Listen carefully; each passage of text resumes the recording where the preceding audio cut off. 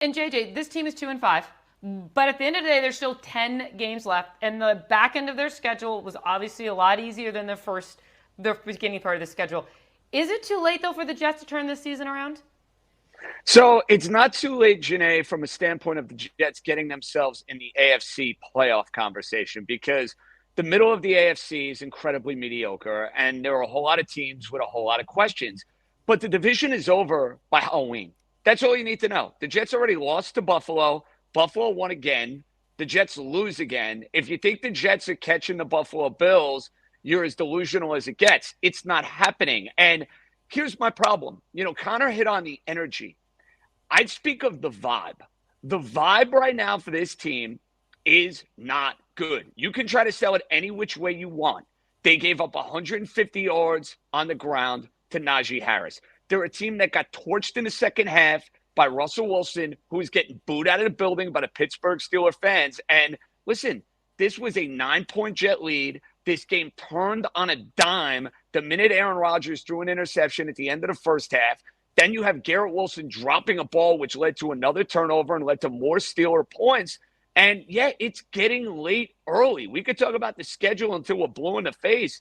The Jets are a 2-5 team, and the look and the vibe and the swagger that you thought you were going to have at the beginning of the year, it's not there. And it seems like they're soul searching on a week in and week out basis. So I'm sorry, I need to see them rattle off a couple of wins in a row before my confidence is where it needs to be. But I can say confidently, they're dead for the division. The division is over, and it's not – your kids aren't even trick-or-treating yet. And there are we'll be at a game when they're trick-or-treating, okay? Thanks, JJ, for bringing that up. Mom guilt. Go, Connor. Well, JJ's talking about the division, and he's right. I think it's going to be, barring an injury to Josh Allen or just a complete breakdown from the Buffalo Bills, it's going to be hard to catch that division.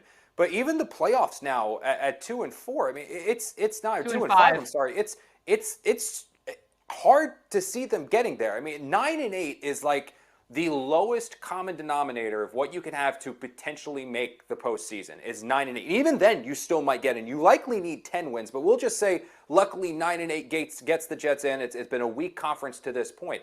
That means they're going to go 7-3 the rest of the way. The Jets' schedule absolutely gets lighter because you do have games against the Seahawks, who I don't think are particularly good. You play the Colts, who I don't think are particularly good. You play the Patriots this weekend, who are absolutely not good. But there's still 2 games against the Dolphins, and Tua Tagovailoa is now back. You still have to play the Buffalo Bills again. You still have to play the Houston Texans. I think the Arizona Cardinals are a very talented football team. The Jets are playing them sooner rather than later. If this secondary doesn't shore up and get healthy, they might have an issue with that offense as well, especially the fact that that game is in Arizona.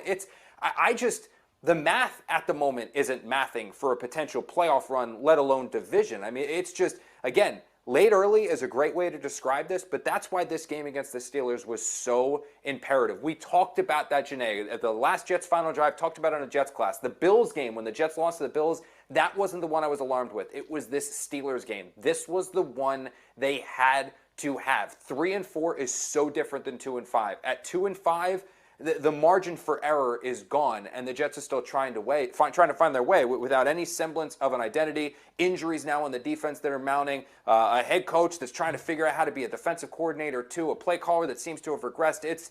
There are issues on this team right now, and it's compounding, and it's getting worse, and it's not necessarily getting any better. And kind of let's talk about the issues on offense. And Aaron Rodgers, I mean, he has thrown 6 interceptions in his last 3 games. Now, granted, some of them were not his fault. But are you surprised at how he's playing, especially now that he has Devontae? And I know, listen, everybody says it was chemistry. They know each other so well. But this was Devontae's first game back. Are you surprised at how many interceptions Rodgers has thrown? It's not just the interceptions, Jeane. I look, they're gonna happen. Interceptions are something with a quarterback that I rarely put on him. I mean, because you can look some of those. The one that he threw in the direction of Garrett Wilson. He rarely threw interceptions before. Yeah, you're right. I mean, you look at his number. I have to look at them specifically, but he hasn't thrown the season before he joined the Jets. I think he threw 12 interceptions. Before that, he hadn't thrown more than 5 in a season since like 2015 or some absurd number like that. Like, he doesn't throw interceptions, but you look at some of the ones that he's had. Mike Williams infamously wasn't on the red line. There was kind of like a drop miscommunication, tip ball drill in the 49er game. There was the obvious drop from Garrett Wilson where it just bounced off his chest and went into the air. Those are 3 drops right there, or 3 interceptions right there that you can pretty much throw out the window.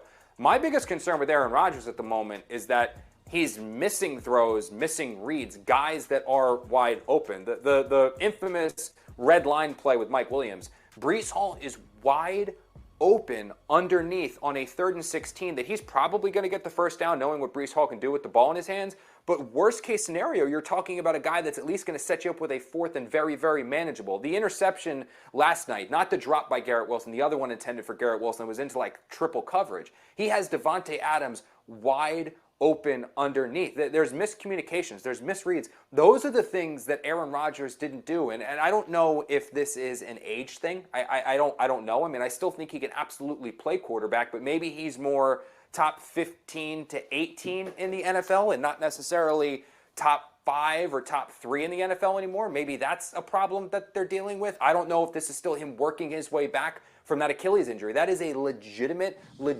injury that is very hard. We saw clips of people posting him in training camp where it looked like maybe in individual drills he was running a little bit more, not totally trusting that calf. Maybe some of that's there, and that's why the Jets aren't stretching the field, because that's another thing that Jeff Ulbrich said. They need to get explosives back. That's not happening. I mean,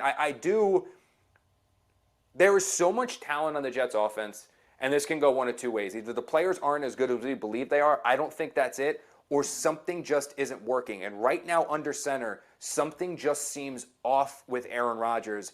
And that, to me, is troubling and alarming because I don't necessarily know how you fix that.